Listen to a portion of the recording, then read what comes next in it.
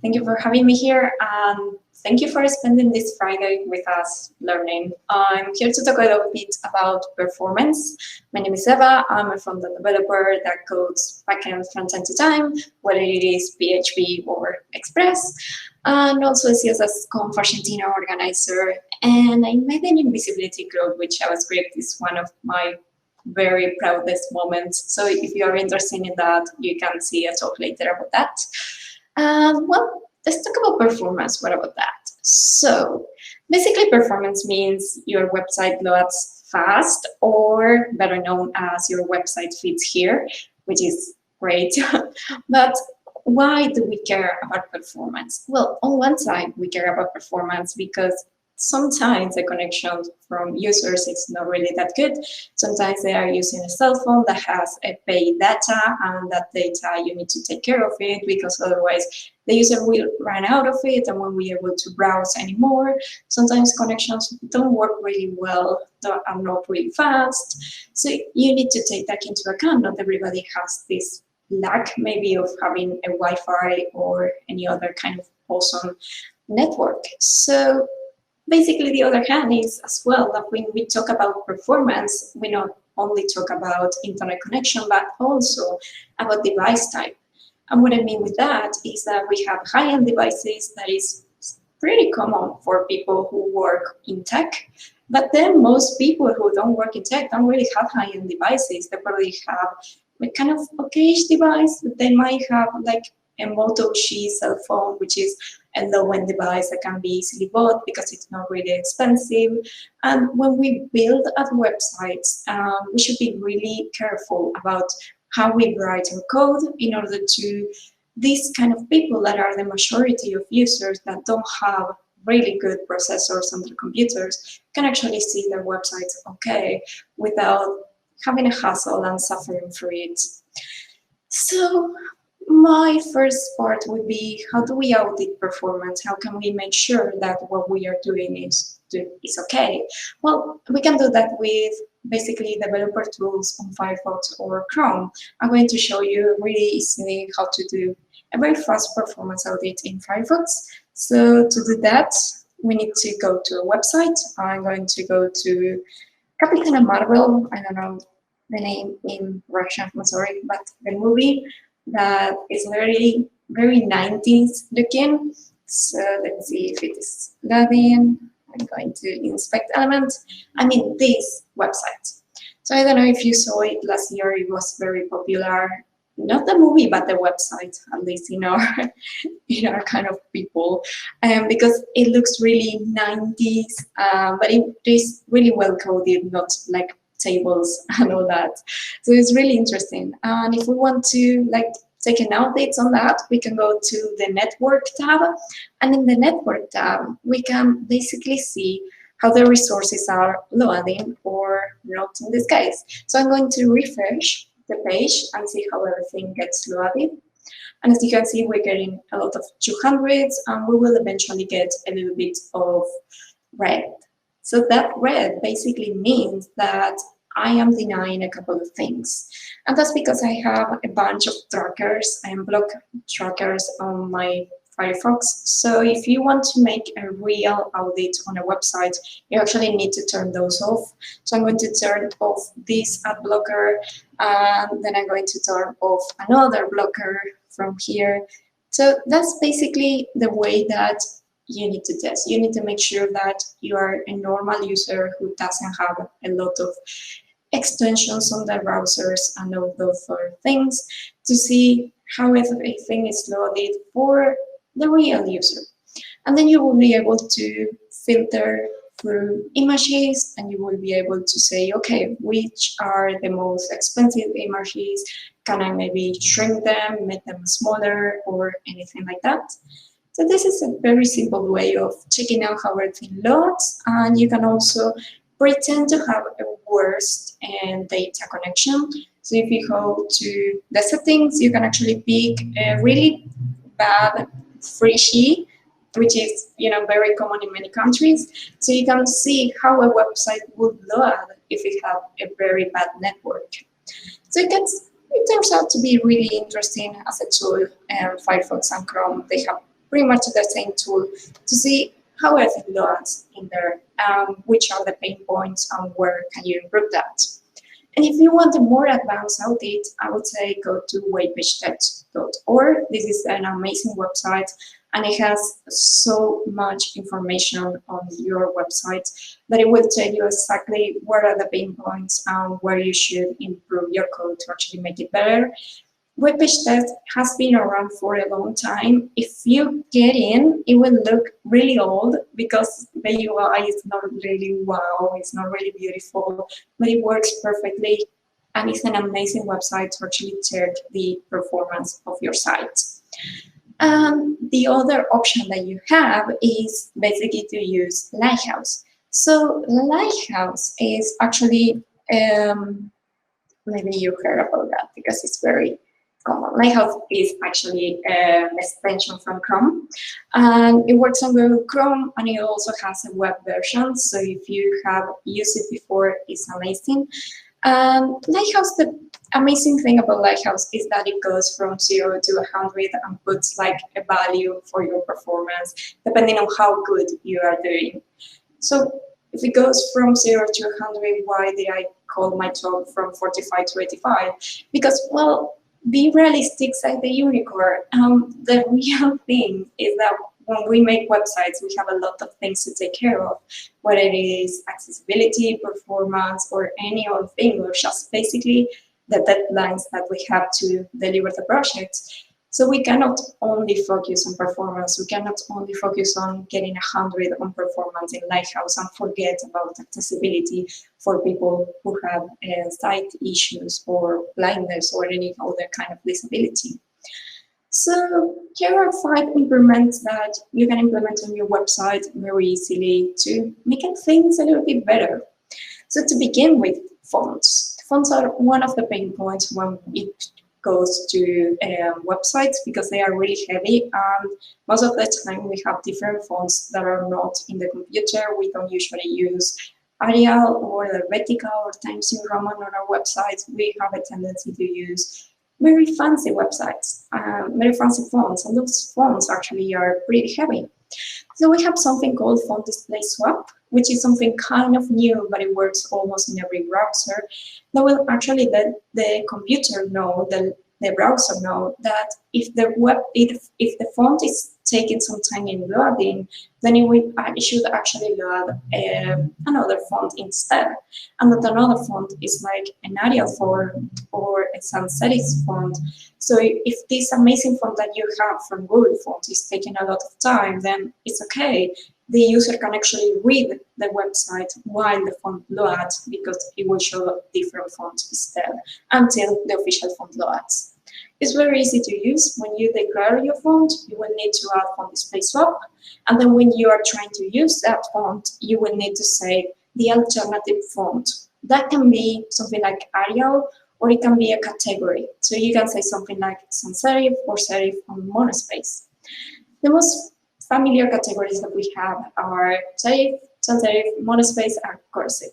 So cursive is a very interesting one because if you use it as a fallback font on Windows, it basically turns out to be Comic Sans. So if you don't want to see Comic Sans on Windows, you should, make sure that you don't have cursive as a fallback font on your website. So what if we use good fonts? Do we have font display swap? Yes, we do. It's been available for a while now. What you do is you basically pick your font, and then when you are going to add this font to your website, you will see that the code now has a display font available. So the display swap is already available on Google Fonts. It has been available for a couple of months now. But if your project is older, then you should check on your website if you actually have that available. And if you don't, you can actually modify it and turn it on. So another thing that you can do on Google Fonts is the following. If you have only a few charts of a very interesting font, let's say that you found a wonderful font on Google Fonts and you want to use it only for a title, then what you can do is you can create a very special URL for that font that includes only that text. So you will actually get like a 90% free performance amazingness in there, because you will only have that word downloaded from that font, only those letters, and it will be amazing. The performance difference is incredible. So number 2 is responsive images. And I don't really mean this kind of images. I don't mean images that are very small-like. I mean images that actually take a lot of the screen. Maybe those images that appear at the top. So that are very important, and they need kind of to have a very good quality, but at the same time, they are really expensive. They are really heavy. So depending on what we are doing, we can do different things. If we have a background image in CSS, we can do something, and we are using the images from the HTML, we will need to do something else. So for CSS, if we use an image as background, what we can do is basically create different sources for that images and create it with different layouts, with different sizes. So we remove the unnecessary parts of the image, which generate images that are smaller, and also it actually improves the design, because an image that fits wonderfully on a desktop computer won't necessarily work on a mobile phone with a portrait of a landscape. So you can actually change the layout, redo the image, design will be happy, you will be happy, and the user will be happy because they will download a smaller image. And you can do that by simply using a media query and changing the source of the background image you want. And if you are using HTML, then you have something incredible that not many people are using yet, that is the picture element.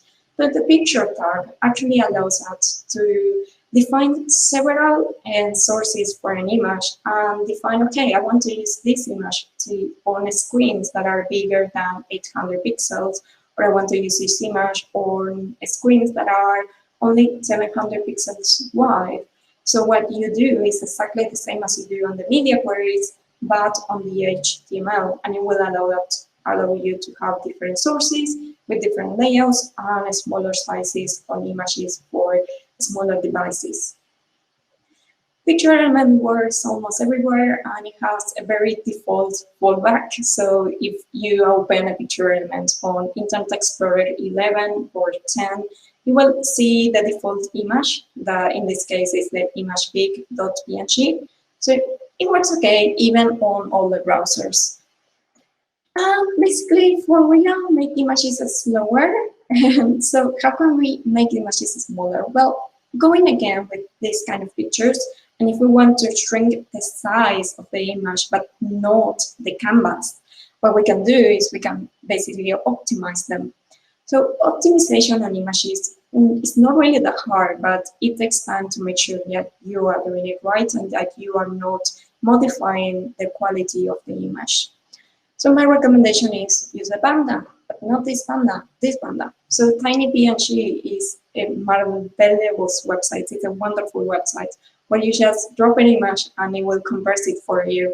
The quality is exactly the same. Our eyes are not that good to see a difference between one image and the other. And it will actually work wonderfully. So I say go ahead and use it. It doesn't only work with PNG files, it also works with GPG, files. So you can use that one if you want. And also there's another one available that is called Scoosh. So the Scoosh app is made by Sheikh Archibald. Maybe you heard of him, who works at Google making amazing things.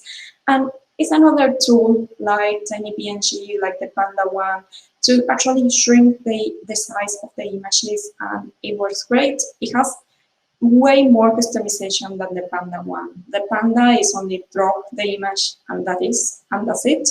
In this one, you have a lot of buttons to pick if you want this type of image or this other type.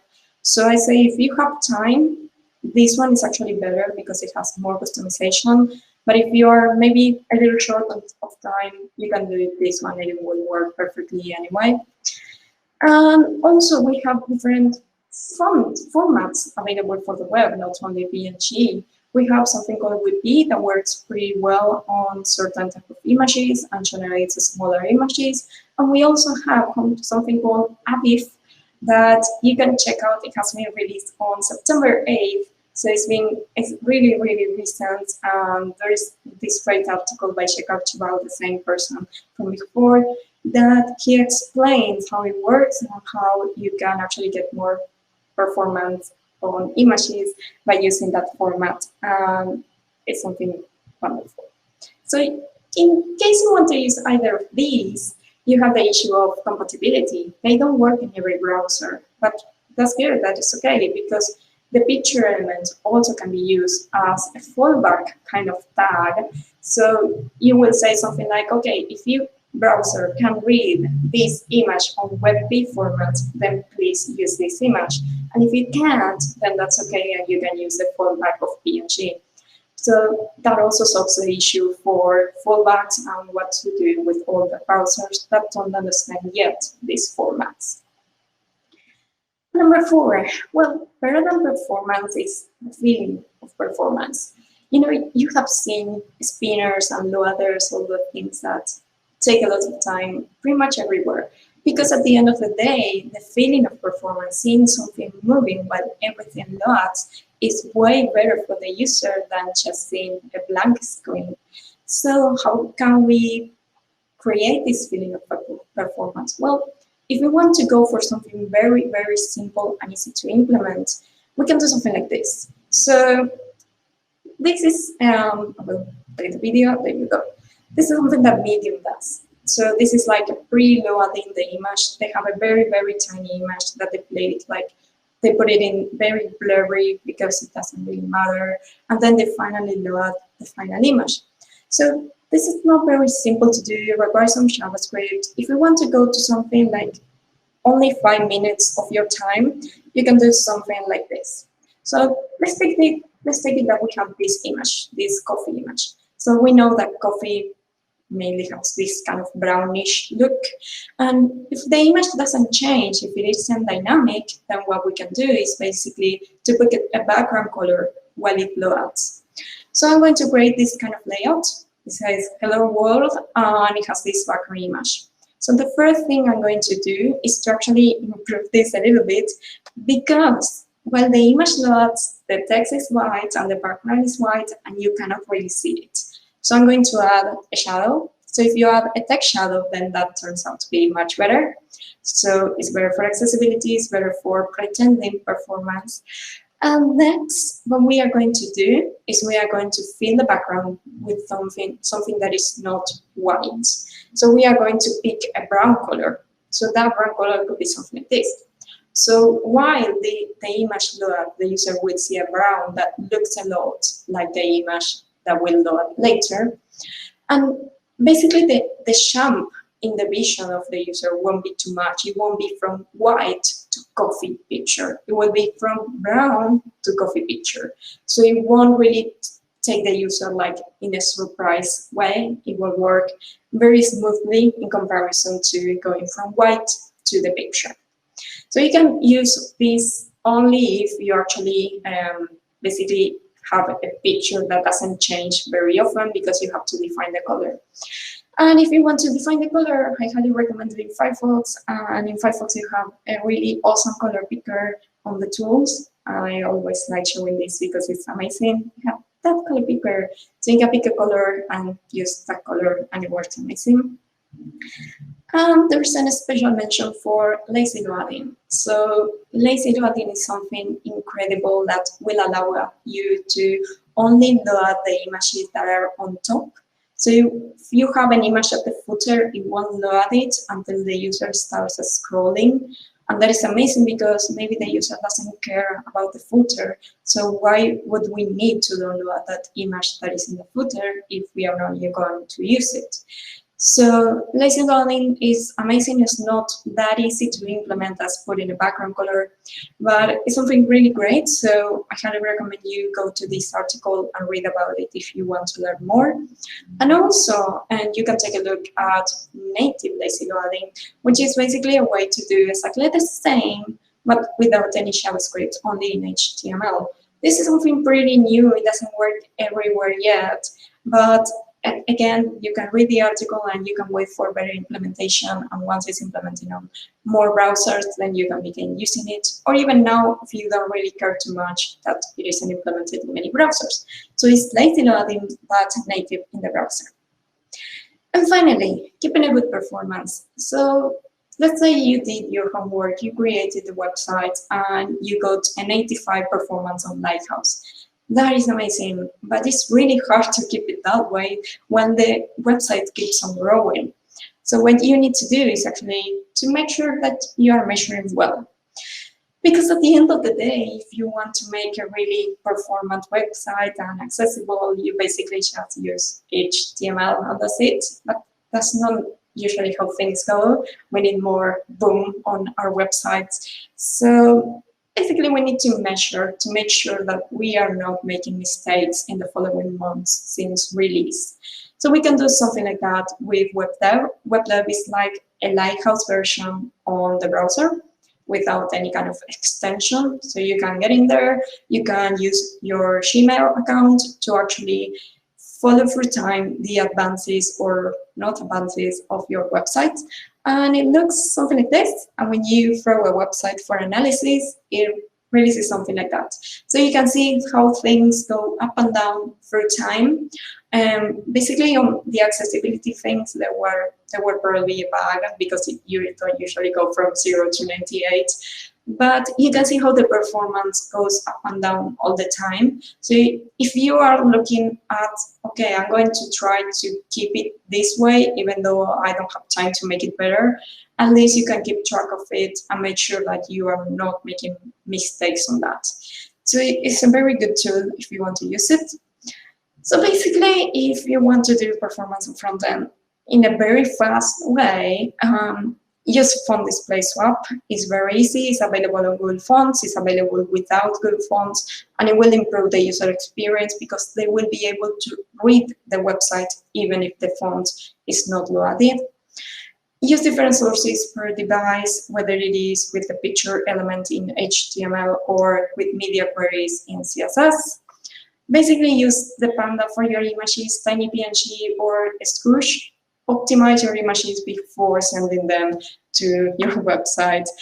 And remember, the feeling of performance is really important, not just the performance. So if you need to add a spinner, or if you need to add something like this kind of blurry thing that Medium does, then go ahead and do it, because it's really, really important to actually give this feeling of something is going on, please wait. And finally, try to keep a watch on your achievements. If you got something like 90 on Lighthouse, be sure that you are not going to suddenly do something very silly and miss those achievements that you did with Lighthouse. So thank you very much, and I'm up for questions if you have any. Okay. Yeah, thank you very much. We are giving you a virtual applause. Okay, thank you. I suppose everyone who was listening to you is giving it too. So now we will have our first question, and it will be: how do you think? What is the average normal goal number for Lighthouse? So how do you count that the site is okay in terms of performance, in terms of Lighthouse? Yeah, well, I usually go for a 65 above, but it depends on what the stack you are using. For React and Angular, pretty much 65 to 70 is kind of okay-ish. On mobile, always test on mobile and not the desktop, because the performance issues are usually more on mobile. And then when it comes to other stack, maybe if you use this new kind of framework that was called 11T. I think 11T has this amazing number of performance. I think it gets to 90 something.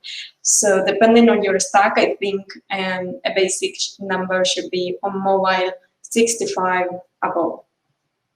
Okay, and it is if it is, for example, 80, it is perfect. Yeah. Yes, exactly.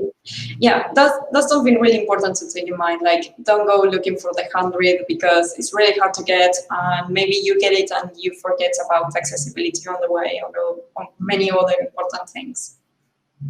Okay, thank you. Please. Cases. Yeah. When you when the website has like around 100 at Lighthouse, but it's not usable. Yeah. Okay.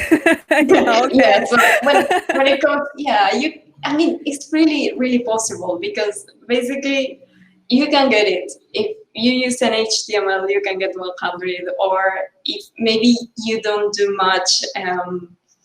Maybe if you do server-side rendering is something amazing that you should always take into account, but sometimes it's not that easy to implement, because the thing with server-side rendering is that, for example, if you don't do it, you give all the hassle to the device of the user. So if the user doesn't have a really good device, then it has to load and process all that JavaScript, and it kind of doesn't necessarily explode. But it's not really nice to actually have a Moto G phone, a really cheap phone, reading all that JavaScript, because we are not using maybe server-side rendering.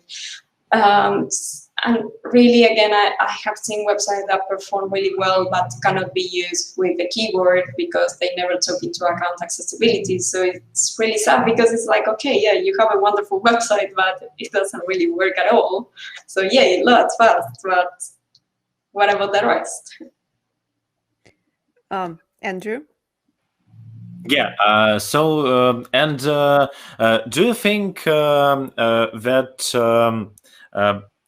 so, for example, if you have different things to choose and very short amount of time, so what should we go and fix in terms of performance in our website just for the first? If it is very critical, so will it be fonts or images? What do you think? Well, I think I would first make sure, I know this is not really time, something that you can do in a very short amount of time, but I will make sure of having server-side rendering. And then once I have that, or if I have little time and I cannot make that, then I would go ahead and make sure that I'm not over using the data from the user on their mobile devices. So I will definitely check if I have images that are bigger, maybe that 500 kilobytes, because that multiplied a lot of images is a lot on the mobile device that is using data. And so if they have a limited plan for data, you are killing those users. So that's really important. I would check on the images, make sure that they are not like 1 megabyte images over there on mobile. And then definitely fonts, because the fonts is very important, because if the font doesn't load, then the user cannot read the website. So we go again to this situation where your website is beautiful, but I cannot read what it says. So I would take it of the fonts and of the images. Those would be my first two things. They're really easy to fix, really fast, and they make a really good improvement. Okay, thank you, Sasha. Yeah, great. What automation tools would you recommend to work with the performance? Because you mentioned Lighthouse, a web page test, but they're kind of, you have to click something to do, and we're developer lazy, you know? Yeah, well, if you use CI, which probably most people do have a CI tool like GitLab or many, even if they use GitHub, they can still use CI. So if you have CI, you can actually implement in the CI the continuous integration basically of Lighthouse. So you can, the measurement, for example, the WebLab thing where you can see where it goes up and down through time, you can actually implement it in your continuous integration with Lighthouse, and to actually not allow, you can actually disallow deploys if the performance drops from a certain number. Like you can say something like, okay, I will push to master, or I will push to my branch, and then I will run CI, or I will run linters, and in those things you add a kind of tiny thing for Lighthouse, and you say, okay, if the Lighthouse isn't bigger than 70, then don't send this to production, send an alert, and I will fix it before sending. So you can actually integrate in your continuous integration system, and it will work wonderfully, and you don't have to actually go to WebDev all the time. Okay, and how do you think, what metrics should we collect to be sure that our site is well performed? Well, I think Lighthouse is pretty much the beginning because it's a number, so it's good to collect that number and to see if it goes up or down. And then I would try to collect something called the film strip. So the film strip is basically kind of a capture of a screenshots to see how the website loads. So it's really important to bear in mind that your website shouldn't be like completely blank for 4 seconds and then suddenly pop into something. So you will need to see the film strip to actually take a look on how the website loads progressively. Like, okay, first we load the header, then we load the fonts, then we load the image, and not make sure that it's not like 4 seconds of nothing until it finally loads. So I will take a look at those film strips too. You can get those on Lighthouse, on the extension of Lighthouse, and you can get them too on webpagetext.org. So I would take a look at those too. Then I will also, but it's not really necessarily easy to fix, but I will take a look at all the external sources that I use, the third parties like CDNs and all that, to make sure that they are working okay, and if they are not, maybe to consider bringing those sources into your code, maybe for more security or maybe just for better performance. Okay. I have probably the last question for today. So, okay, I have 100 in Lighthouse. What's next? Okay, so you need to keep it that way, which is not easy. I have this situation where I was working on a website and everything was going good, the sun was shining and all that. We haven't yet implemented the things from the marketing team. So the marketing team comes in and it's like, okay, here are the trackers that we need to implement on the website. So we end up very sad because we have this beautiful number and it dropped a lot. So I said, pat yourself on the shoulder because you did a good job, but be careful because it might eventually begin dropping, and it's okay if it drops, but it shouldn't drop too much. And just a fun question, and have you ever seen a website with a 0 in Lighthouse? And is it possible?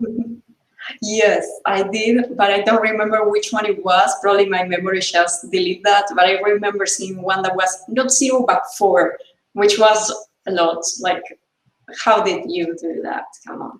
So yeah, I did see that. It's a secret technique. Don't tell anyone. Okay, so now I suppose that we will say thank you again for your speech. It was very nice and helpful.